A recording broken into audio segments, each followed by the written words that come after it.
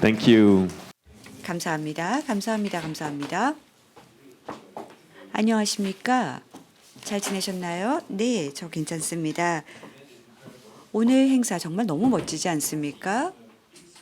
아주 큰 대형 화면이 저희 앞에 있거든요. 그래서 줌으로 접속하신 모든 분들 얼굴이 다 보입니다. 또 이 자리에는요, 현장에 직접 참여하신 분들도 계십니다.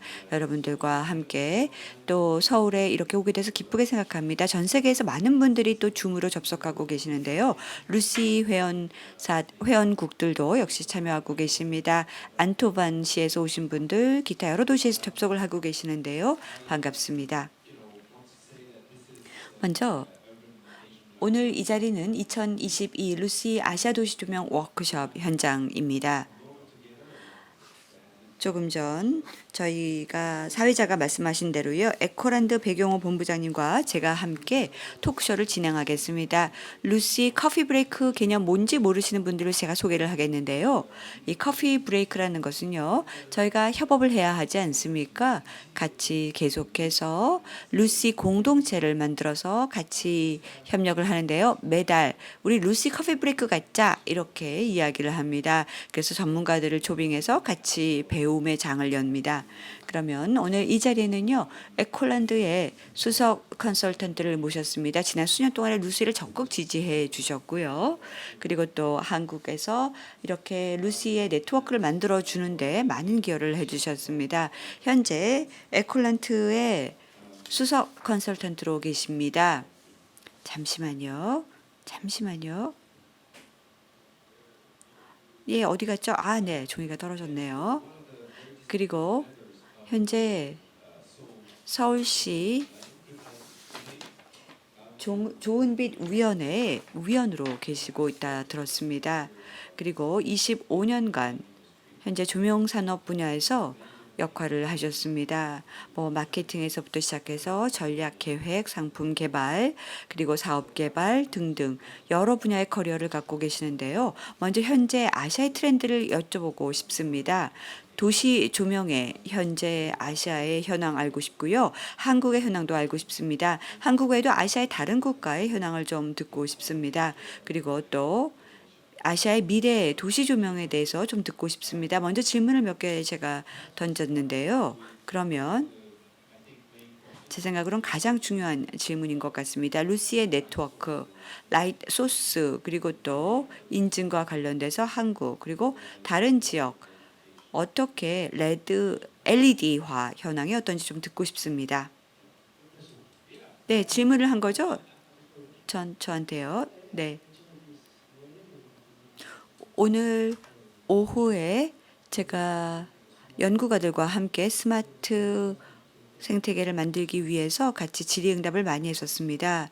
스마트 LED, 스마트 조명에 대해서 저희가 또 스마트 도시에 대해서 정말 좋은 토론을 벌이다가 지금 여기를 갖고 여기 왔는데요.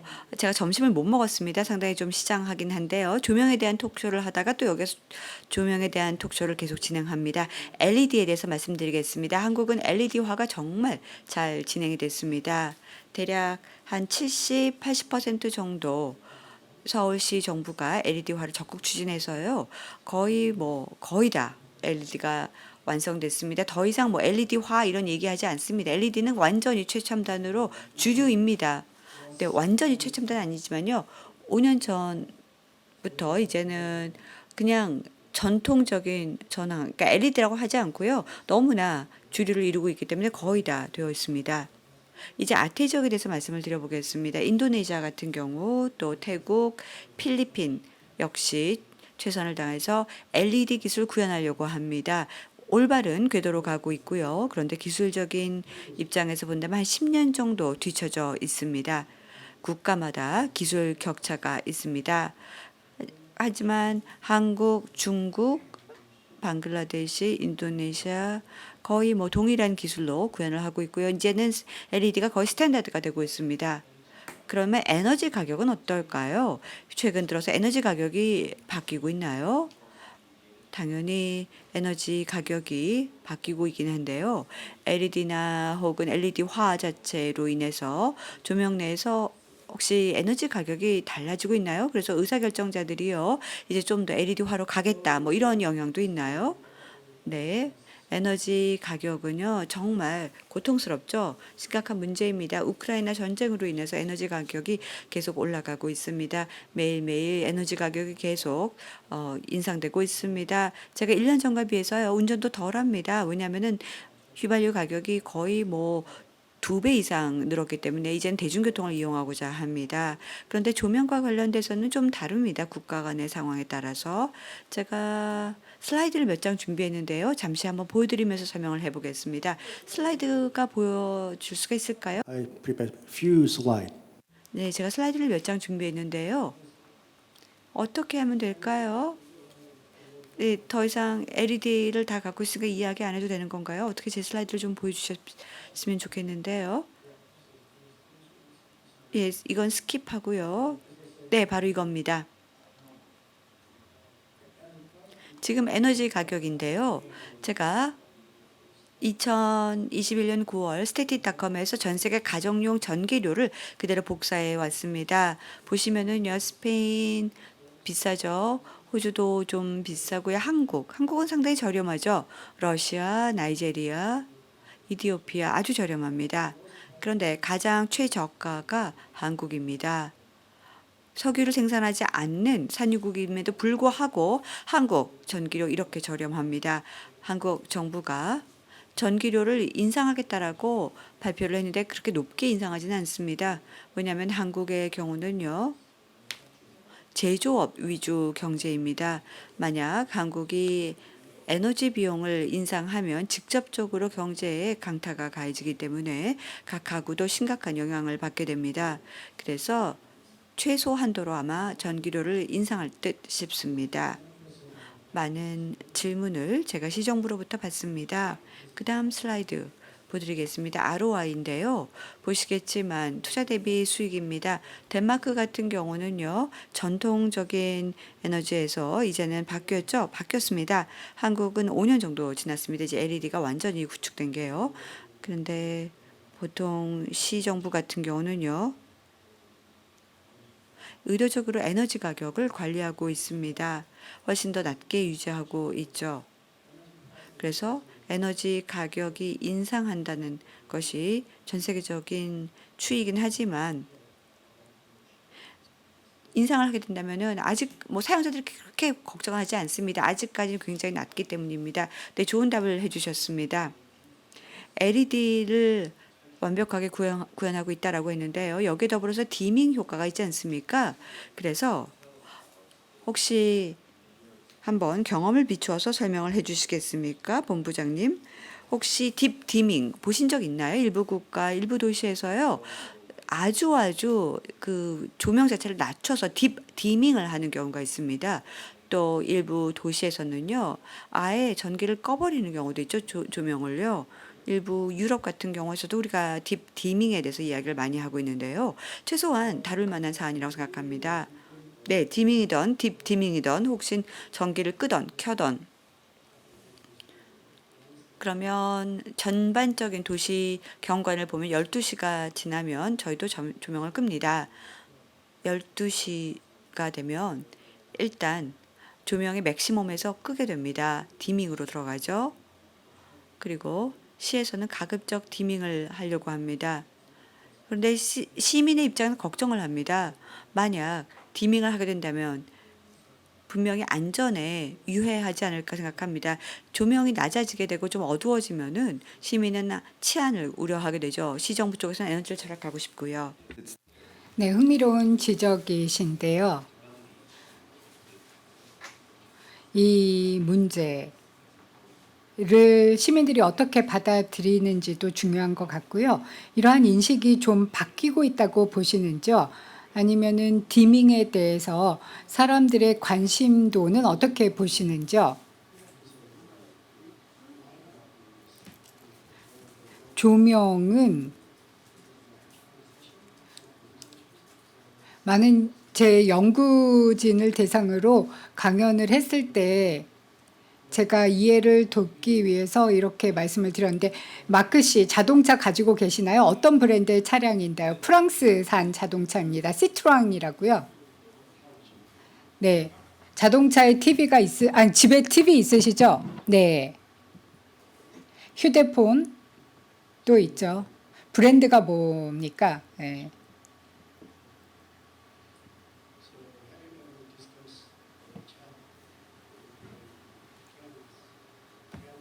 그러면은 조명 브랜드에 대해서 친구랑 가족이랑 얘기해 본 적이 있으실까요? 없는 것 같습니다. 그런데 루시의 사무국장이신데 그렇게 브랜드에 대해서 얘기를 안 해보셨다는 거죠. 친구들과 조명에 대해서 얘기는 한 적이 있지만 조명의 브랜드에 대해서는 얘기한 적이 없는 것 같습니다. 네, 국장님께서 굉장히 열심히 일하신다고 들었는데요. 훌륭한 조명을 사기 위해서 열심히 일하십니까? 근데 제가 비밀을 말씀을 드리겠는데 약간 그렇습니다. 제가 집에 조명기구를 최근에 바꿨기 때문에 조명기구를 바꾸기 위해서 일을 열심히 했다고 저한테는 해당하는 얘기지만 다른 분들은 모르겠습니다. 제가 학생한테 받은 질문인데요. 사실 조명에 대해서 사람들이 그렇게 크게 신경을 쓰지 않고 특히 공공 조명에 대해서는 사람들이 별로 신경을 쓰지 않습니다. 밤에 가로등이 꺼졌다 그러면 신경을 쓰겠지만은요. 조명 산업은 어떻게 보면은 일반 시민들의 관심이나 참여가 가장 적은 산업 중에 하나라고 생각이 됩니다. 그래서 디밍이라든지 스마트 조명 뭐 이런 거에 대해서 많은 사람들이 관심이 없습니다. 저도 개인적으로 관심이 없습니다. 제가 자동차를 운전을 할 때 뭐 어떤 자동차를 운전하느냐 뭐 이런 거는 좀 더 신경을 쓸 수도 있겠죠. 그런데 이제 에너지 절약이라든지 탄소 중립성과 관련된 사회적 관심이 높아지면서 이제 탄소 중립성 문제 때문에 이제 그 루시에 대해서 사람들의 관심이 늘어날 거라고 생각합니다. 네. 또 Earth Hour이라든지 또 많은 사람들로 하여금 조명이 중요하다라는 것을 깨닫게 하기 위해서 여러 가지 운동이나 움직임이 일어나고 있고요. 조명 전문가들은 디밍을 한다 하더라도 사람들은 별로 차이를 못 느낀다라고 얘기를 합니다. 그래서 바로 뭐 그 조명이 어둡다고 사람들이 바로 민원 전환을 걸지는 않는다고 들었습니다. 그런데 루시에서도 이게 굉장히 중요한 미래에 있어서 중요한 이슈이기 때문에 그 질문을 드려보았습니다. 네, 감사합니다. 그것과 관련해서 또 다른 질문을 하나 드리겠습니다. 빛 오염과 관련해서 질문을 드리겠는데요. 서울, 한국은 모르겠지만 그런데 과거 토론 시간에도 빛 조명에 대해서 두 분의 연사분께서 말씀을 해주셨는데 다른 국가는 어떻습니까?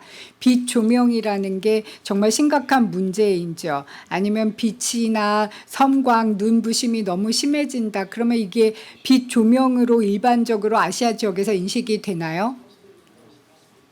서울 같은 경우는 굉장히 특이한 사례라고 할 수 있습니다. 서울시 같은 경우에는 아까 김대건 과장님께서도 얘기를 해 주셨듯이 컬러 템퍼레처도 저희가 조절을 하고 있고 빛 공해를 줄이기 위해 노력하고 있는데요. 필리핀이나 태국, 중국과 같은 아태 지역을 방문을 해서 빛 오염에 대해서 얘기를 하면 그쪽에서는 빛 조명이 무엇이냐 이렇게 얘기를 하시는 경우가 많습니다. 그래서 빛이 왜 오염이냐라고 질문을 하는 경우가 많습니다. 그래서 국가별로 사용하는 용어가 좀 다른 것 같습니다. 한국 그리고 서울은 굉장히 특이한 상황이라고 할 수가 있고요. 다른 나라로 가면은 빛 오염에 대해서 별로 관심이 없는 것 같습니다. 그래서 도시의 전략이나 정책에 따라 좀 달라지는 부분이 있을 거라는 생각이 듭니다.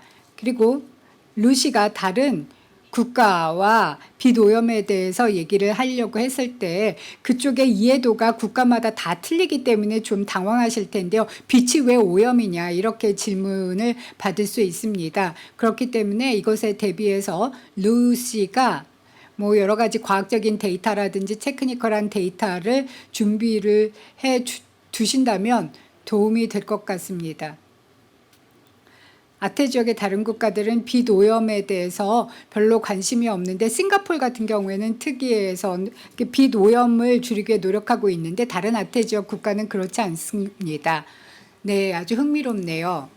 루시 회원국들 중에 이 자리에 계신 분들이 많이 계신데요. 저희는 빛 오염 워킹 그룹도 있습니다. 그래서 앞으로 더 많은 도시와 더 많은 국가에게 이 빛 오염의 문제를 알려야 될 것 같고 또 빛 오염에 대한 정의도 마련을 해야 될 것 같습니다. 그래서 앞으로 빛 오염과 관련된 여러 가지 최신 지경과 데이터를 좀 수집을 해야 될 것 같습니다. 네, 국가별 상황도 좀 생각을 해봐야 됩니다. 루시는 리옹에 본사를 두고 있는데요. 아태 지역의 아시아 지역 사람들에게 빛 조명, 빛 오염 을 설명을 할 때 어떻게 보면 좀 더 로컬라이즈된 개념으로 설명을 할 필요가 있습니다. 그래서 아시아 지역의 입장에서 빛 오염을 정의하기 위한 노력이 필요할 거라고 생각이 됩니다. 그러면 그 부분에 대해서 뭐 제안해 주실 내용이 있으실까요? 어떤 방식으로 빛 오염을 설명해야 될까요? 먼저 그쪽에서 그 야간 조명에 대해서 어떤 데이터를 필요할지를 생각을 해보시고 또 밤에는 어떤 용도로 조명을 사용하는지 여러 가지 객관적인 유스 케이스를 찾아내시는 게 필요할 거라고 생각이 됩니다. 그런 다음에 그걸 기반으로 빛 오염을 설명하면 좋을 것 같습니다. 네, 좋은 제안인 것 같습니다. 그렇게 출발을 하면 될 것 같네요. 근데 쉽진 않을 것입니다. 해야 될 작업이 굉장히 많을 것 같습니다. 네, 저한테 더 많은 일을 주셔서 감사드립니다. 농담이고요. 또 다른 질문을 드리겠습니다. 시간이 좀 있기 때문에요. 다음 질문은 스마트 라이팅에 대한 질문입니다. 이미 본부장님께서 많은 말씀을 해주셨는데 스마트 라이팅이 미래의 도시 조명에 어떻게 도움을 줄 거라고 보시는지요? 지난 2년 동안 실제로 코로나 팬데믹 때문에 상황이 어려웠습니다. 모든 사람들이 집에 많이 있었죠. 그러면서 온라인으로 커뮤니케이션을 많이 했습니다. 그래서 코로나 전과 후로 테크놀로지가 많이 바뀌었다고 할 수 있습니다. 과거에는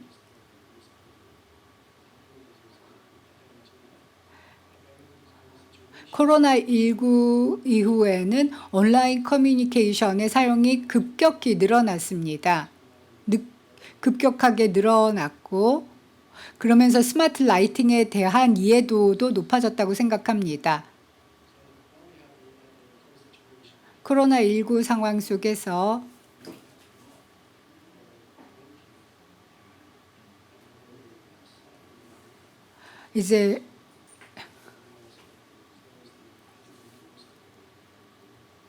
이제 코로나 상황이 이제 끝나가면서 많은 사람들이 야외를 찾게 되는데요.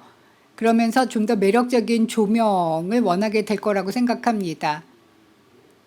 그리고 기술은 이미 있습니다. 스마트 라이팅을 통해서 좀 더 매력적이고 효율적인 인간 중심적인 조명을 실현할 수 있을 거라고 생각이 듭니다.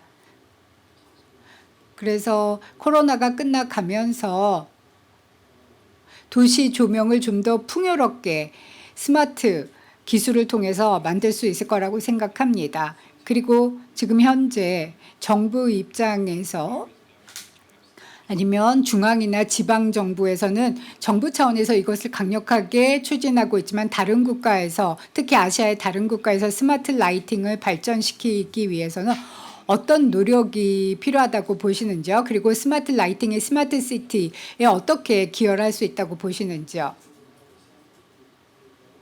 한국 정부의 샘플인데요. 저희가 HEEE의 고효율 에너지 기자재 인증을 받았는데요. 지자체와 사용자들은 이 HEEE 인증을 받은 스마트 조명을 사용하는 게 바람직할 것입니다. 그래서 이러한 HEEE 인증을 받는다는 것은 그 자체가 인센티브는 아니고요. 컨트롤 메커니즘이라고 할 수 있습니다. 에너지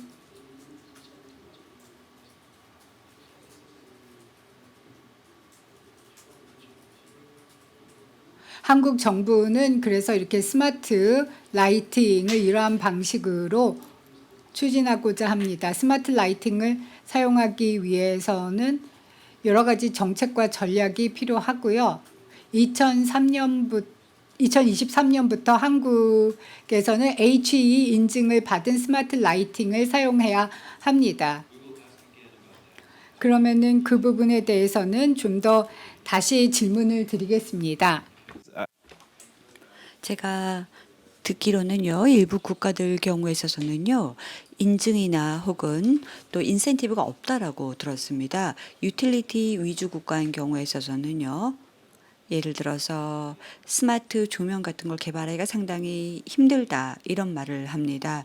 그리고 또 초기 아이디어에 대한 투자를 하는 것 자체도 힘들다라는 말을 하는데요. 정부가 앞장서서 뭔가 행동을 취하지 않으면 힘들다라는 것이죠. 지금 질문이 뭐죠? 네, 스마트 조명과 스마트 시티의 관계가 제 질문입니다.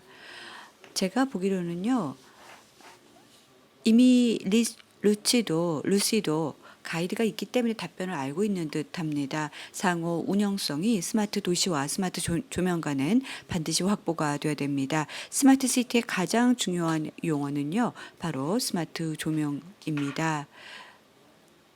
제가 기억하기로는요, 작은 조명 자체가 하나하나가 스마트 시티에 정말 큰 의미가 있다라는 발표도 있었습니다. 그래서 한국 정부 같은 경우는요, 이 작은 도시 조명을 스마트 시티에서 핵심적인 아이디어로 삼고 있습니다. 제가 하나 슬라이드를 보여드리면서 말씀을 드리겠습니다. 보면은요, 스마트 시티 개발, 스마트 도시 재생, 스마트 산업단지 사업, 가로등 업그레이드 프로젝트, 이 모든 것들이 스마트 시티를 위한 상호 운영성이라고 되어 있고요. 바로 2년 전부터 저희가 시작을 했습니다. 정부가 많은 투자를 시작을 해서요, 스마트 시티를 위한 상호 운영성을 확보하려고 노력을 합니다. 예를 들어서 조명이라는 것은요, 가장 핵심적인 스마트 시티 개발의 핵심 요소로 이루어지고 있습니다. 2023년이 이 개념을 완성하게 될 겁니다. 그렇게 된다면 한국은 스몰 라이팅 그 자체가 이제 스마트 시티의 가장 핵심적인 기술이 될 겁니다. 정부 위주의 기술이라고 생각하시면 됩니다. 메가 트렌드 4가지가 있다라고 천명하고요. 여기에서 스마트 조명이 상당히 중요합니다. 네, 정말 멋지네요. 어떻게 일들이 진화되고 점점 더 주류를 이루는지 설명 너무 잘해 주셨습니다. 네, 하나 더 말씀을 드리겠습니다. 조금 전에 스마트 시티와 스마트 조명의 관계를 여쭤보셨는데 2013년 한번 보세요. 한국에서 최초로 스마트 가로등이 생겼죠. 그리고 나서 쭉 하면 꾸준히 비슷한 추이를 유지하다가 이제 2023년까지 많은 지침을 스탠다드를 발표하면서 스마트 가로등을 강화하겠다라고 했습니다. 그래서 점차적으로 2023년부터요, 스마트 가로등이 확산될 것입니다. 그래서 제가 말씀드리고자 하는 거는요, 2023년에 바로 커브가 생기게 될 겁니다. 한국에서 최초의 스마트 가로등이 폭발적으로 증가하게 될 것입니다. 이미 이거는 우리가 예측하고 있습니다. 연구 결과도 입증이 되었습니다.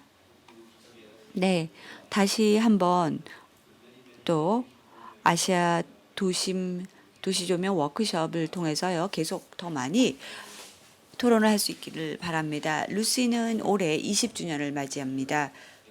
그리고 혹시 저희에게 주고 싶은 새로운 메시지 있으실까요? 20주년을 기념하는 저희 루시에게, 루시 회원들, 그리고 또 아시아 도시들에게 혹시 본부장님 특별한 메시지 전달 부탁합니다. 네. 제가 2003년부터였나요? 이미 루시 회원으로 아주 작은 단체이지만 저희 에콜란트가 회원으로 참여를 했습니다. 여러 행사에도 참여했고요. 그래서 벌써 20년이 흘렀네요. 20년이면요. 아이로 치면은 성장한 어른이 된 거죠. 그렇지만 많은 아시아 도시들은요. 아직까지 루시가 함께 협업을 하기를 바라고 있습니다. 루시는 유럽 도시들이 많이 들어가 있는데요. 20주년에 대한 메시지 보내드리겠습니다. 제가 고민을 해봤습니다. 어떻게 하면 20주년을 정말 의미 있게 기념하는 메시지를 보낼 수 있을까? 제가 이렇게 말씀을 드리고 싶습니다. 루시는 한마디로 도시 조명을 위한 보물 창고다. 이렇게 표현을 하고 싶습니다. 다시 말해서 여러분이 열려라 참깨라고 굳이 주문을 걸면서 보물창고를 열 필요가 없습니다. 이미 루시는 보물창고이고 문이 열려 있습니다. 그래서 많은 회원들이 와서 이 루시 안에 있는 보물을 캐가면 됩니다. 루시에는 충분히 많은 자원들과 경험이 있었고 또 전략도 있고 전문가들도 인재들도 많습니다. 그래서 정말 보물창고라는 말씀을 제가 드리고 싶습니다. 이게 바로 20주년을 맞이하는 루시에 대한 제 표현입니다. 감사합니다. 네, 감사합니다. 본부장님. 지난 20여 년 동안 또 그렇지만 우리가 박스를 열어서 앞으로 20년을 위해서 더 넓게 확산을 시켜야 될 것 같습니다. 제가 트렌드 세션 클래스를 연구자 학생, 도시 조명 학생들과 연구진들을 위해서 진행을 했는데요. 루시 웹사이트에 와보시면 그 안에 모든 정보가 다 있습니다. 그래서 루시에 가입을 하시는 것만으로도 많은 혜택을 얻으실 수가 있습니다. 루시 허브를 접속을 하시면요. 일반 멤버, 대중은 아니고요. 멤버가 되셔야지 보실 수가 있습니다. 멤버에게만 열람이 가능합니다. 감사합니다. 백용호 본부장님.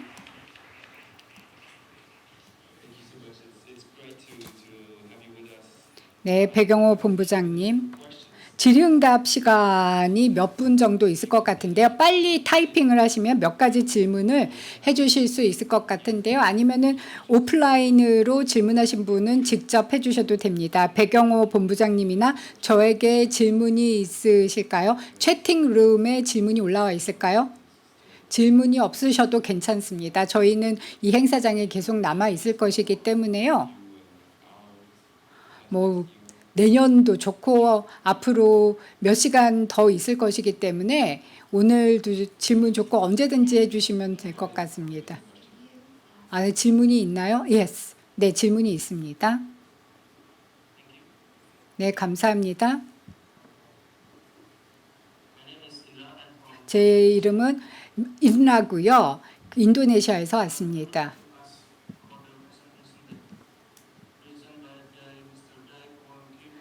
저는 김대권 과장님 그리고 정미 이사님에게 질문이 있습니다. 두 분께서 모두 도시 조명은 규제가 필요하다. 어느 정도의 규제가 필요하다. 스마트 라이팅을 위해서. 그래서 두 분께 질문을 드리고 싶습니다. 이러한 규제가 어떻게 적용이 되고 있는지에 대해서 질문을 드리고 싶습니다. 김대곤 과장님이나 정미 대표이사님께 질문을 드리겠습니다. 제 질문이 제대로 전달이 됐나요? 그리고 질문 다시 한번 반복해 주실 수 있을까요? 저희가 일부는 알아들었는데요. 다시 한번 질문 반복해 주시면 좋을 것 같습니다. 어떤 국가들이 도시 조명에 대해 규제를 도입을 했는지, 어떤 국가들이 그러한 규제를 가지고 있는지 질문을 드렸습니다. 제 질문이 잘 전달이 됐나요? 도시 조명과 관련된 규제, 이러한 도시 조명에 대한 규제를 도입한 국가가 어떤 국가가 있을까요? 어떤 국가나 어떤 도시? 질문하신 것 같은데요. 규제, 그 질문은 루시 차원에서도 저희가 여러 차례 해답을 찾아보았는데요. 뭐 모든 규제를 한데 모아놓은 가이드북은 없습니다. 그런데 회의를 할 때마다 그 규제 문제가 계속 언급이 되고 있습니다. 왜냐하면 국가마다 다 규제가 다르고 또 각 도시마다 뭐 여러 가지 현지의 부칙 같은 게 있고요. 서울 같은 경우에는 아주 훌륭한 규제를 가지고 있습니다. 전 세계 중에서 가장 훌륭한 규제를 가지고 있는 도시 중에 하나라고 생각이 됩니다. 서울의 규제는 굉장히 명확하고요. 수년간의 경험을 통해서 가장 효과적인 조명 규제를 만들어내신 것 같습니다. 그래서 서울의 규제는 아주 훌륭한 모범 사례가 된다고 할 수가 있고요. 또 한국뿐만 아니라 아까 김대권 과장님께서 언급을 해주셨듯이 전 아시아 지역에 많은 영감이 될 거라고 생각합니다. 그래서 서울의 규제를 먼저 살펴보시면 좋을 것 같고요. 그 외에도 전 세계 다른 국가들도 규제를 가지고 있는데 가장 중요한 것은 도시가 어떤 지배구조, 가버넌스를 가지고 있느냐가 중요한 것 같습니다. 어떤 도시나 지방정부는 조명에 대해서 뭐 여러 가지 권한을 가지지 못하는 경우도 있습니다. 그리고 또 조명 같은 경우에는 뭐 일반 민간 기업에게 맡겨서 규제를 할 수도 있고요. 그래서 지방 정부가 또 민간 부분의 조명을 직접 규제하지 못하는 경우도 있을 수 있습니다. 그래서 국가마다 상황이 다를 것이고요. 그럼에도 불구하고 일반적인 가이던스는 있습니다. CIE 같은 경우에는 여러 가지 지침과 규범들이 있습니다. CIE는 조명에 대한 국제교류위원회의 약자인데요. 배경호 본부장님 또 답변해 주시겠습니까? 규제라고 얘기를 하셨는데 저희는 가이드라인이라고 부르는 게 좋을 것 같습니다. 굉장히 구체적이고 논리적인 가이드라인을 가지고 있고요. 서울시는 그 부분에 있어서 넘버 원이라고 할 수가 있고 이미 20년 동안 아주 구체적인 포인트 바이 포인트의 가이드라인을 만들어 왔습니다. 그리고 다른 도시도 이제 가이드라인이나 규제를 도입하기 시작했는데요. 서울시와 커뮤니케이션을 하신다면은 서울시가 가지고 있는 여러 가지 도시 조명에 대한 정책이나 전략 가이드라인을 받으실 수 있을 겁니다. 네, 또 많은 도시들이 도시 조명의 전략이라든지 기본 계획을 수립하고 있습니다. 루시 네트워크 상에서도 저희가 여러 차례 얘기를 하고 있는데 뭐 규제라기보다는 가이드라인의 측면이 더 강할 수도 있을 것 같고 서울이 가지고 있는 가이드라인은 굉장히 훌륭합니다. 또 다른 질문 있으실까요? 또 다른 질문 있으신죠? 없으신가요? 네, 좋습니다. 여러분 오늘 같이 시간을 보낼 수 있어서 매우 기뻤습니다.